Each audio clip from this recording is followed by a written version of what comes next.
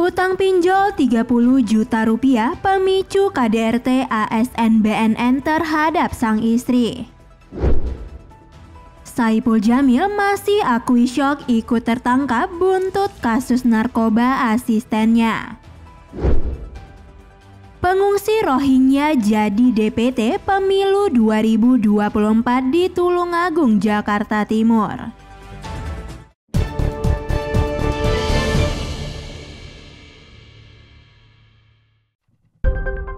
Polisi menyebut aksi kekerasan dalam rumah tangga atau KDRT yang dilakukan oleh aparatur sipil negara ASN di Badan Narkotika Nasional atau BNN berinisial A kepada istrinya berkaitan dengan utang pinjaman online atau pinjol sebesar 30 juta rupiah. Kasat Reskrim Polres Metro Bekasi Kota, Kompol Muhammad Firdaus mengatakan, pinjol itu dilakukan oleh sang istri tanpa sepengetahuan suaminya. Firdaus menduga tersangka kesal karena tak mengetahui soal pinjol yang dilakukan oleh sang istri hingga akhirnya melakukan aksi KDRT karena diketahui suaminya lah yang membayar hutang tersebut. Berdasarkan keterangan korban, utang pinjol itu digunakan untuk memenuhi kebutuhan sehari-hari. Padahal, tersangka mengaku kebutuhan itu ditanggung oleh dirinya. Sebelumnya, polisi menetapkan ASN BNN berinisial A sebagai tersangka dalam kasus dugaan kekerasan dalam rumah tangga atau KDRT terhadap istrinya. KDRT yang dilakukan A terhadap istrinya itu disebut sudah terjadi pada tahun 2021.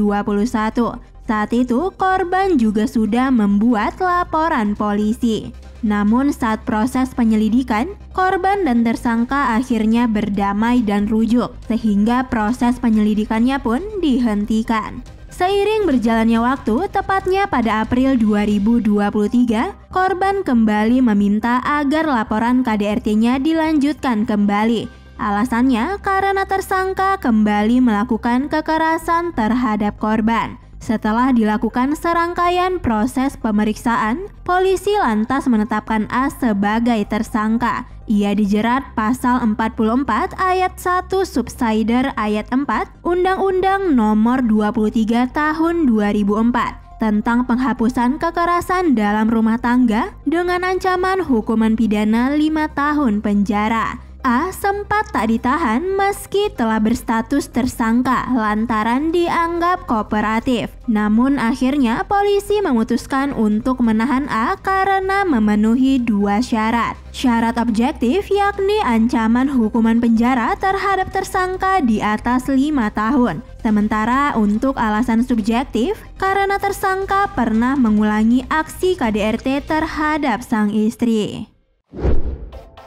Saipul Jamil mengaku masih syok usai dirinya ikut tertangkap oleh pihak kepolisian buntut kasus narkoba yang melibatkan asistennya yang berinisial S. Ia yang saat itu yakin tak bersalah, merasa ketakutan dan mengira rombongan polisi adalah kawanan begal. Di momen penyergapan tersebut, Saipul mengaku pasrah hingga meminta pertolongan terdekat kepada pelintas jalan. Namun menurut pengakuannya, permohonannya itu tak diindahkan oleh warga sekitar. Saipul Jamil mengaku tak risau ketika dirinya ikut dibawa ke kantor polisi untuk melakukan proses pemeriksaan. Saat tiba di Polsek Tambora, Saipul justru merasa lega karena kekhawatirannya akan begal menjadi termentahkan. Mantan suami Dewi Persik itu pun mengaku telah menjalin komunikasi dengan pihak Polsek Tambora terkait kekeliruan tersebut. Ia memastikan bahwa kedua belah pihak kini telah memaafkan satu sama lain atas kasus tersebut. Sebelumnya, cuplikan video penangkapan Saipul Jamil di jalur Transjakarta pada Jumat 5 Januari 2024 menjadi viral usai pedangdut itu berlutut dan menangis saat ditarik oleh para polisi. Kapolsek Tambora, Kompol Doni Agung Harfida, membenarkan penangkapan tersebut. Dia menjelaskan awalnya petugas mencegat mobil untuk menangkap seseorang yang terlibat kasus narkoba. Ternyata juga ada Saipul Saipul Jamil yang ikut serta di dalam mobil tersebut. Setelah diperiksa, Doni menyebut hasil tes urin Saipul negatif narkoba namun asistennya positif. Pada Senin 8 Januari 2024, polisi resmi membebaskan Saipul Jamil setelah hasil dari berbagai tes yang dilakukan kepolisian menyatakan dirinya bersih atau negatif dari narkoba. Dalam kasus ini, polisi menetapkan 2 orang sebagai tersangka, yakni S selaku asisten Saipul dan R yang merupakan pengedar narkoba. Sementara untuk Saipul dinyatakan tidak terlibat.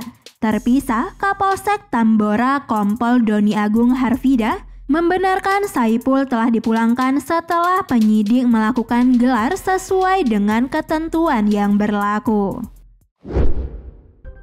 Warga negara asing atau WNA asal Myanmar yang merupakan etnis Rohingya dikabarkan masuk daftar pemilihan tetap atau DPT Pemilu 2024 di Kabupaten Tulungagung, Jawa Timur. Temuan ini bermula saat Bawaslu Tulungagung mendapatkan informasi dari kantor imigrasi Blitar bahwa ada seorang pengungsi Rohingya bernama Muhammad Sofi yang tinggal di Kecamatan Ngunut, Tulungagung. Hal itu kemudian dilaporkan dan direkomendasikan Bawaslu ke KPU Tulungagung agar data DPT pemilu diperbaiki dengan dan mencoret nama Sofi. Keberadaan Sofi ini baru terungkap saat tim pengawasan orang asing atau Timpora melakukan operasi warga negara asing di Tulungagung. Sofi diduga melakukan pengurusan identitas kependudukan Indonesia secara ilegal, sehingga yang bersangkutan memiliki kartu keluarga atau KK dan KTP warga negara Indonesia sejak tahun 2006. Dokumentasi identitas Sofi sebagai WNI pun dicabut.